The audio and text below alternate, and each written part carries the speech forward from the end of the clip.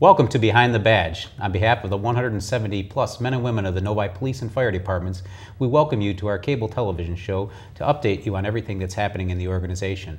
My name is Chief David Malloy and I serve as the Director of Public Safety. I'm very honored to have here with us today Fire Marshal Joe Shelton from the Fire Department and Detective Sergeant Scott Baetens from the Police Department. Thank you, Chief.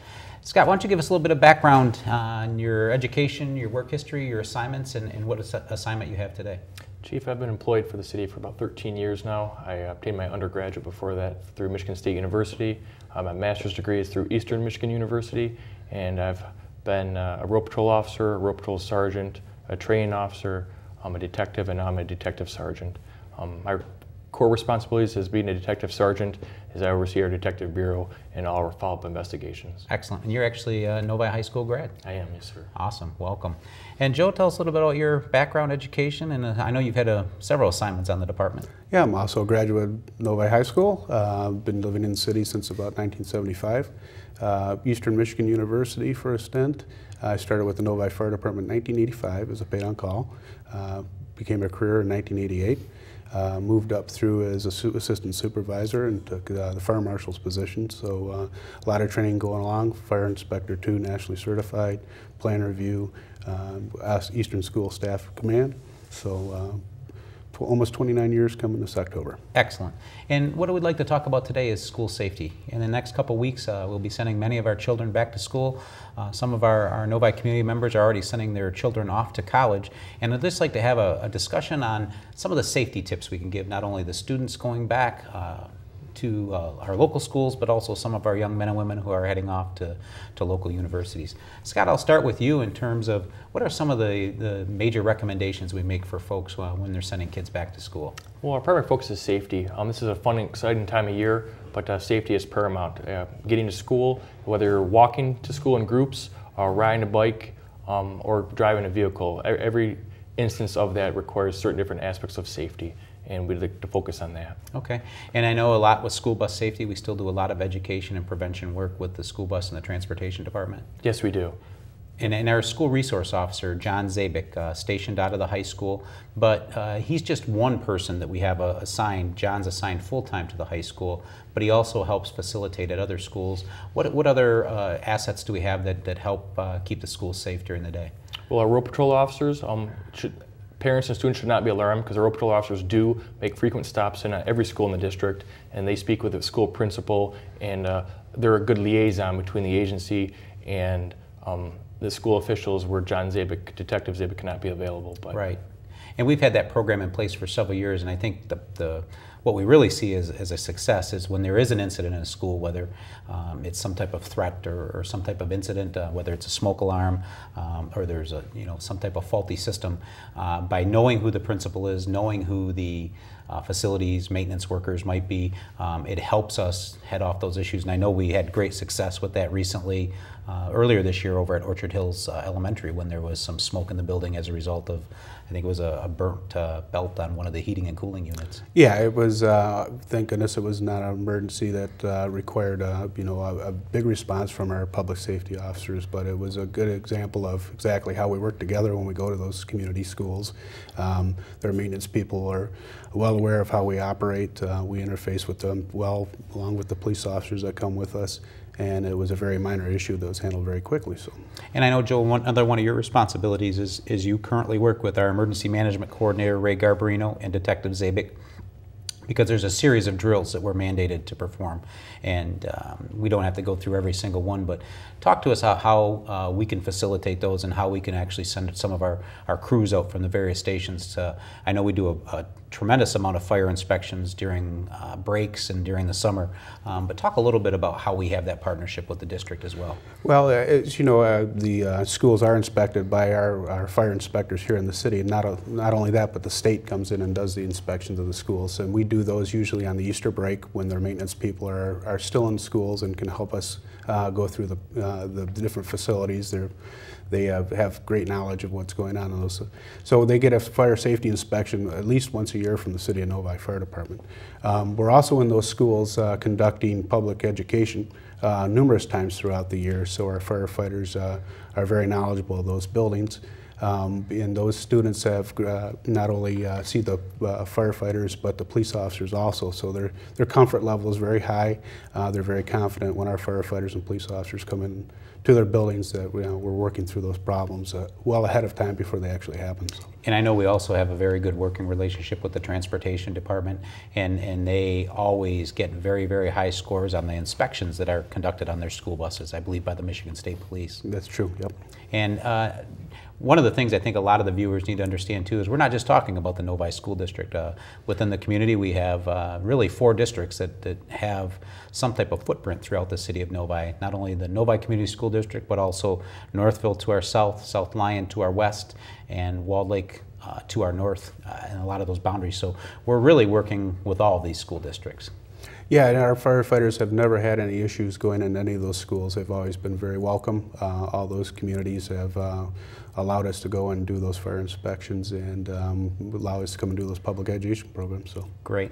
And Scott, I know some of the other tips that we try to provide parents and family is, parents need to know where their kids are at and what they're doing. Absolutely. Especially when they're walking to school, they should have direct routes to and from school, walk in groups, never divert off that path. Whether they're riding their bike to and from school to obey all the traffic laws, or in a vehicle obeying all the traffic laws, their parents should always know where their kids are at and where they should be going. In terms of crime, what we see in the schools, I think we have very, very low crime numbers in all the schools combined. But one thing that we do have, if there is something that we see as a pattern almost every year, are theft cases, larceny cases. And it seems recently that it's been primarily focused around cellular phones, iPhones, things like that. What type of tips do we have for parents to share with their young people before they send them off to school? Always monitor electronics. We cannot stress that enough. Know where your phone is. If you don't have to bring your phone to school, don't. Leave it at home. If you do need your phone to contact your parents or to contact whoever you need to, keep it in a safe, secure location. If it's not on your person, keep it locked up. Yeah, and Detective John Zabik, typically working out of Novi High School, I know he has an office right off the main office at the high school. So parents, if any of your students are ever of need of assistance, Detective Zabik is another resource that we have at the school. Absolutely, he's more than willing to help. Awesome. We're going to take a quick break here on Behind the Badge, but we will be back momentarily. Please stay tuned.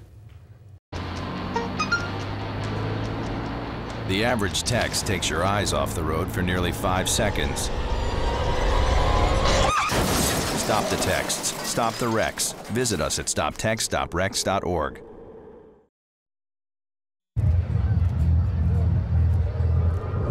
Looking for these? You drive buzzed. It could be one very expensive ride.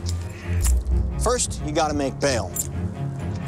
Then pay me to get your car back. Your insurance premiums will go through the roof. And my legal fees just keep adding up. All told, it could end up costing you $10,000. Buzzed, busted, and broke. Because buzz driving is drunk driving. Welcome back to Behind the Badge. We are continue to be joined here by Fire Marshal Joe Shelton and Detective Sergeant Scott Baetens. Joe, some parents are starting to send kids back to schools and universities throughout not only the state but the country. And fire safety is something that's really evolved, and the education and prevention has really ramped up in recent years. Can you talk a little bit about some of the tips we might have for our viewing audience? Well, Chief, as you know, starting in 2000 when they started documenting fires at universities and educational facilities away from what we're used to as the public school system, there's been 123 reported deaths, over 83 fires. So as you know, that those areas have dorms and communities, but the real surprising fact is that 2/3 of those fires and deaths happen off campus, what's considered Greek housing or associated housing to the university. So those areas are very difficult to enforce. Some of those areas do not have rental inspections done. So we always urge parents when they're going away, sending their away to school, is just like we do with anything, be aware of your surroundings. Take a look at where they're going to be staying.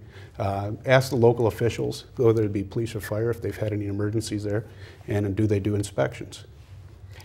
I think it's also a good idea now that we even suggest that they might take a smoke detector or two if they're staying in a fraternity house or something like that. May not be equipped with some of that activity. Yeah, some of our universities at local here are ahead of the program, and they require those large homes that have multiple residencies to be equipped with fire alarm systems.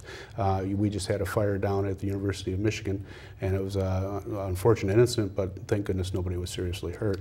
It's due to the fact that those buildings are inspected by fire inspectors, and they do have fire alarm systems. So. Excellent, excellent. And what do we see as some of the major causes of these fires? I know students got to be cautious of not overloading their electrical strips and some of their circuitry. Yeah, as we see at home when we talk about fires at your own home, heating and cooling, cooking are high on the list of causes of fire. But when we get away from home, it's actually we get back into the smoking being one of the #1 causes. Unattended cooking. So if you're allowed to cook, please don't use it unattended. Cooking where they're not supposed to. Some of the dorm settings, and some of the universities have banned couches on the outside of the homes there. We've had a couple of large losses where the parties have taken place. There's overstuffed furniture on the couch, couches on the porches like the kids like to use, and they all go to bed and don't realize that somebody left a cigarette on fire. Yeah, that can be tragic. That can be absolutely tragic. What type of recommendation do we have for our viewers in terms of fire extinguishers that they might want to send off with their children? Well, one thing is to, again, be aware of your surroundings. Practice, just like you did at home, an exit drill wherever your children are going or the students are going and staying. See where the closest fire extinguisher is. If they don't have one, they can surely have an ABC fire extinguisher in their dorm. Make sure it's a name brand, a UL listed, and it gets inspected. It's not just something old. It's capable of doing its job. But once again, practice those exit drills. Yeah, and obviously know how to work the fire extinguisher. I know a lot of people may have never had a training class, and I know that we offer those training classes through the Novi Fire Department. People can see that firsthand during our academy classes that we do with the citizens, with the Police and Fire Academy. I know we trained a lot of our youth in the Youth Fire Academy, so knowing how to actually use that device is actually important as well. Yeah, read the instructions, right? Absolutely. Scott, some other tips that we can offer maybe some of our younger adults going back to some of our campuses and universities? We would stress that college is a place of making proper choices, and what's very common nowadays is to use Facebook and Instagram and social media networks. When students are partaking in that, to be smart. Don't post anything online, either a picture or a text message that you don't want a future employer, a parent to read, or a significant other. So just be mindful of your actions. I tell parents, I get that question all the time, what's the proper boundaries of what I should tell my children about their social media? And really, #1, don't tell anything about yourself that you wouldn't want people to know, address, phone number, things of that sort. But also, don't post anything you wouldn't want your parents to see on the front page of a newspaper. I mean, it's a good litmus test to use in terms of what shouldn't be or on Facebook or on Instagram or Twitter, Snapchat, whatever the other varieties of social media people are using. Absolutely, it's a good recommendation for all of us. And you talked earlier about walking to local schools, middle school, elementary, and high school, but that's even more important at the college level as well. Absolutely, many campuses are very large. Like I said, I personally went to Michigan State. I never walked alone.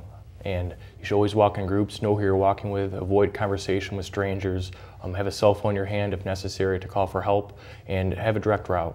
The time to be lost on campus is not when you're alone and at night. Yeah, and you make a good point, the strength in numbers. I mean, it's always good to have at least one other person. And I know a lot of campuses and universities, their public safety departments, police, public services, or their safety units will offer, escorts or accompaniments, walking people out to their cars from the classroom to make them feel safer as well. Yes, it's a phone call away, either law enforcement or a friend or a ride. Yeah, and you touched on another thing when we talk about good choices, because really, for a lot of these young people, it's the first time that they've been away from home.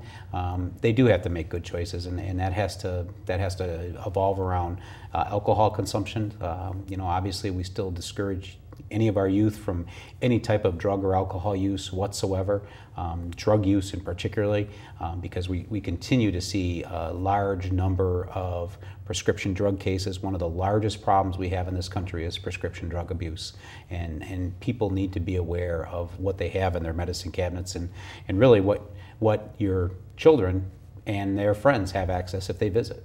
Very true. We also have the prescription drug take back with the Novi Police Department, 24 hours a day, 365 days a year. If you help get those pills out of the cabinets and out of the medicine kits, you can turn them into us 24/7. And I know in April of this year, DEA collected over 390 tons of prescription drugs on that initial take back day alone, and probably multiply that by 10 for the number that they've had throughout the year. So. Right.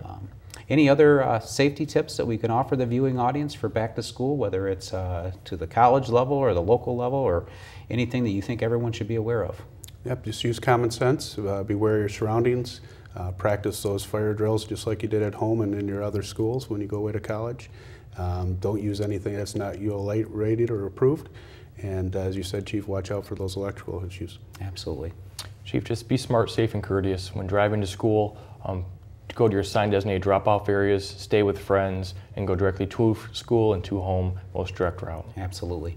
And one thing that we would be remiss if we didn't, even if you're away from home, we constantly remind people, if you see something, say something.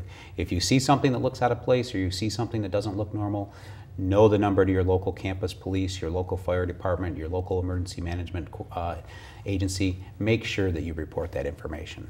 Absolutely. Well, gentlemen, thank you for your time today, and I Chief. appreciate your expertise. You're both recognized experts in your field, and I certainly appreciate you taking the time to share with us today on Behind the Badge. Thank you, Chief. Pleasure. And to you, our viewing audience, thank you for tuning in to Behind the Badge, and until next time, continue to watch Novi Television.